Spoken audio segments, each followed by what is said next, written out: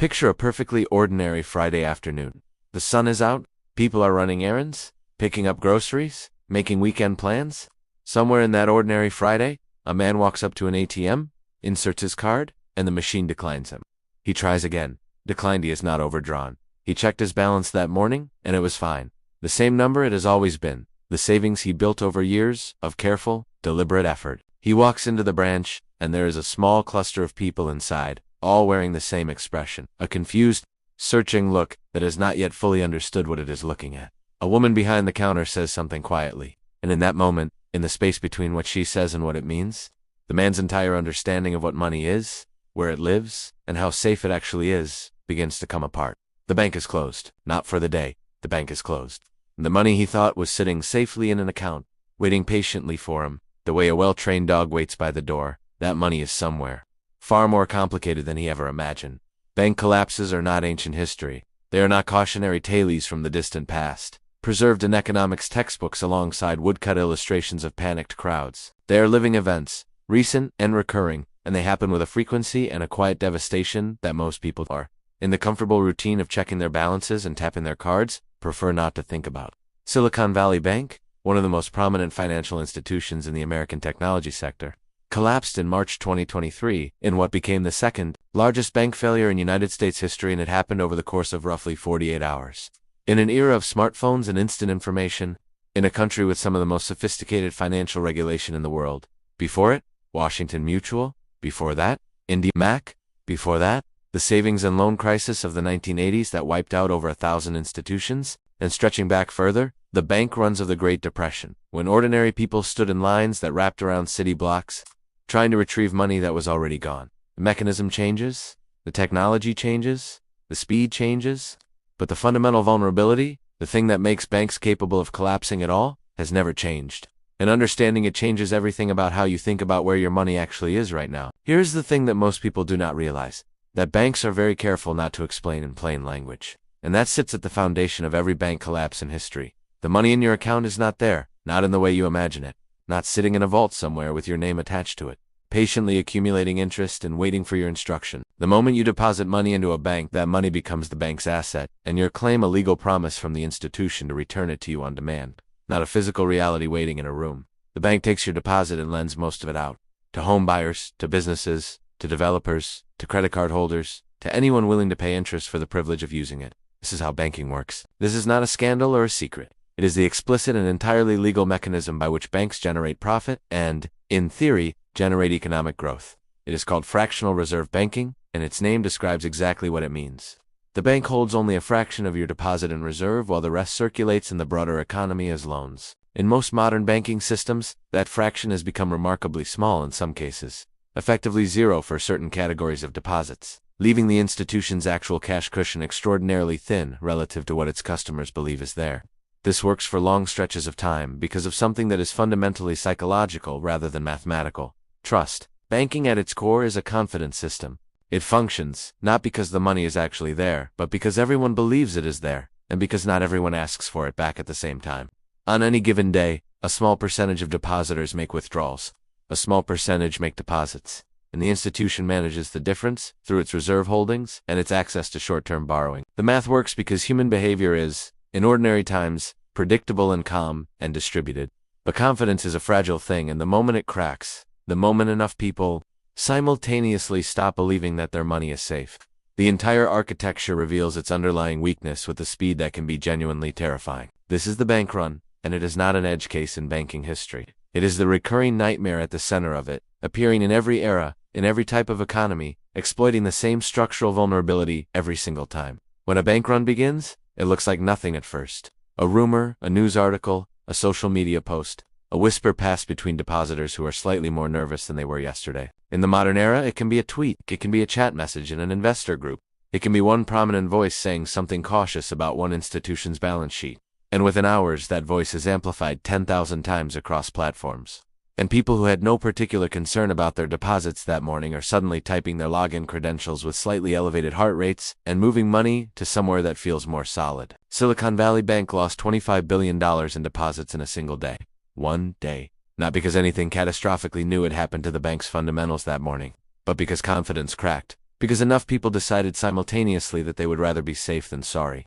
And the act of that decision, multiplied across enough accounts, became the catastrophe it was trying to avoid. The run on the bank created the conditions that justified the run on the bank. The fear became the fact. What is actually happening inside the institution during those hours is something like a controlled detonation in slow motion. The bank, suddenly facing massive withdrawal demands, needs liquidity, cash, right now, in enormous quantities, and the only way to get it quickly is to sell assets. But the assets a bank holds are not always liquid. They are loans that have years to run. They are bonds that have lost value because interest rates have risen. They are long-term instruments that were purchased at prices that made sense when they were purchased and make very different sense when you need to sell them urgently into a falling market. When Silicon Valley Bank tried to raise capital and disclosed that it had sold a portfolio of bonds at a significant loss, the disclosure itself accelerated the panic it was meant to contain. Investors and depositors looked at the numbers, understood that the bank was selling things at losses to stay afloat, and moved faster to get their money out, which forced more sales at worse prices, producing more losses, validating more fear, in a spiral that no human decision could interrupt quickly enough once it reached a certain velocity. At some point in this process, a regulator in the United States, is typically the Federal Deposit Insurance Corporation, known as the FDIC, steps in and seizes the bank.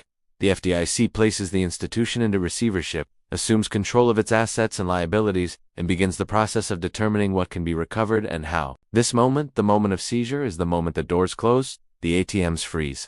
And people like the man in the opening scene of this story find themselves staring at a machine that will not give them their money. The bank is not merely in trouble at this point.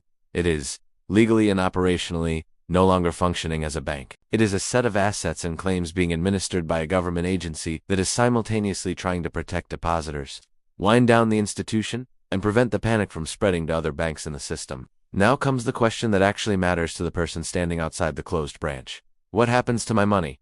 And here's where the story divides into two very different experiences depending on a number of factors: the size of your deposit, the type of account, the country you are in, and decisions made by regulators and governments that have nothing to do with your individual situation and everything to do with the broader political and financial calculus happening in rooms you will never enter. In the United States, deposits at FDIC-insured banks are protected up to $250,000 per depositor, per institution, per ownership category. This protection is real, well established, and has been honored in every bank failure since. The FDIC was created in 1933 in the aftermath of the banking collapse that helped deepen the Great Depression. If your account balance is below that threshold, the standard outcome of a bank failure is not the loss of your money, it is inconvenience. It is days or weeks of disrupted access, of uncertainty, of watching the news for updates while the FDIC works through the process of either finding and acquiring institution to absorb your deposits or paying you out directly. It is stressful. It is disorienting. It violates the implicit promise you thought you had made with the institution. But in most cases, at most ordinary banks, for most ordinary depositors, the money comes back. But the story of what happens inside that waiting period, and what happens to the people whose deposits exceed the protection limit, is considerably more complicated. And it is where the real lessons of bank failure reveal themselves to anyone willing to look.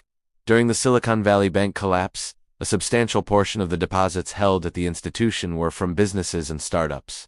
Companies using the bank for their operating accounts, their payroll, their day-to-day financial management. Many of these deposits were in the millions, far exceeding the $250,000 FDIC limit. These depositors were not protected by the standard guarantee.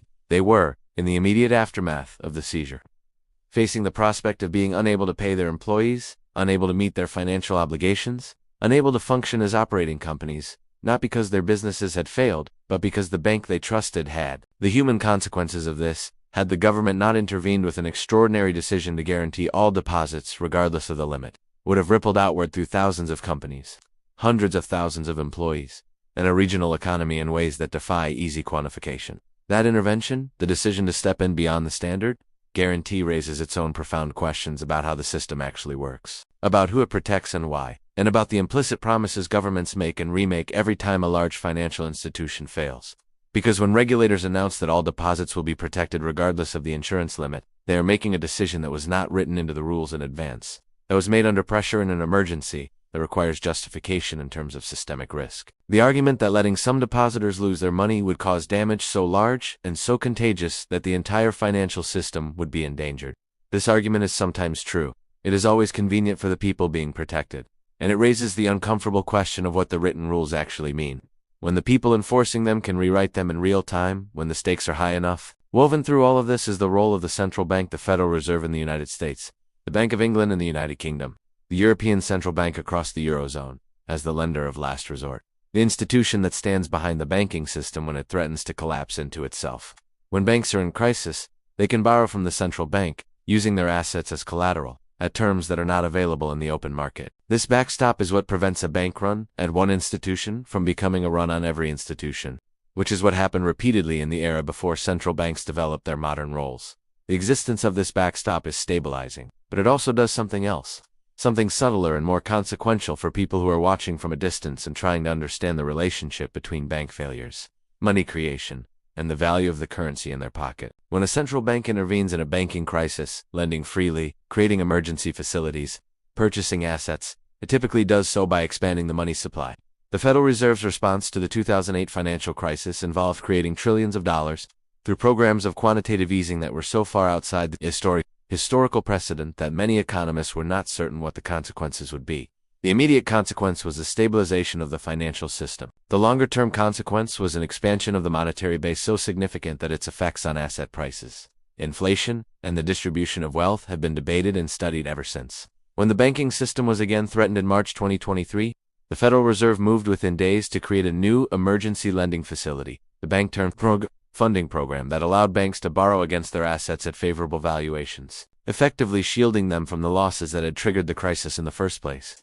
This facility was created, funded, and deployed at the central bank's discretion, without a congressional vote, in a weekend. The money that backed it did not previously exist. It was created because the situation required it, because the alternative was worse, and because the people with the authority to make that call decided it was necessary. What ordinary people watching this unfold from outside need to understand is that the relationship between bank failures and the money in their accounts does not end with the FDIC guarantee and the resolution of the failed institution. It extends into the monetary consequences of the response, the newly created money, the expanded balance sheets, the liquidity injected into the system to prevent collapse, which flow outward into the broader economy in the form of the inflation that everyone eventually feels at the grocery store, the gas pump, the housing market. The rescue of a bank is never free. The cost is distributed across the entire population of currency holders, invisibly, through the dilution of purchasing power that follows the expansion of money supply. You may never lose a dollar in a bank failure, but you are not untouched by bank failures. You pay for them in a currency that is worth slightly less afterward than it was before. There is something important to understand about the geography of this risk, about who it actually falls on, and how that distribution is shaped by factors that most depositors never consider. The $250,000 FDIC limit is simultaneously too high and too low depending on where you stand. For the vast majority of individual depositors, people with personal savings accounts, checking accounts, ordinary household finances, it is more than sufficient. Most households in most countries hold bank deposits well below that threshold, and the formal guarantee covers them completely. But for small business owners, for freelancers, managing business and personal finances in the same institution, for startups in their early stages, for retirees who have accumulated savings over a lifetime and are holding them in a single account, the limit can be a sudden and unexpected exposure in ways they never considered when they opened the account. The assumption that the bank is simply a safe container for money, that depositing it is a neutral act with no risk attached, is an assumption the formal rules of the system have never quite made, even if the culture of banking has always encouraged it. This reveals something about the relationship between ordinary people and the institutions they depend on. A relationship built on trust that is sincere on one side and structural on the other. When you open a bank account, you are not entering a storage arrangement. You are entering a financial relationship with a leveraged institution that is making bets with your money, bets on interest rates, on the economy, on the creditworthiness of on the trajectory of bond markets, and the quality of those bets determines, in ways that are entirely opaque to you, whether your access to your money will remain uninterrupted. You have no visibility into those bets.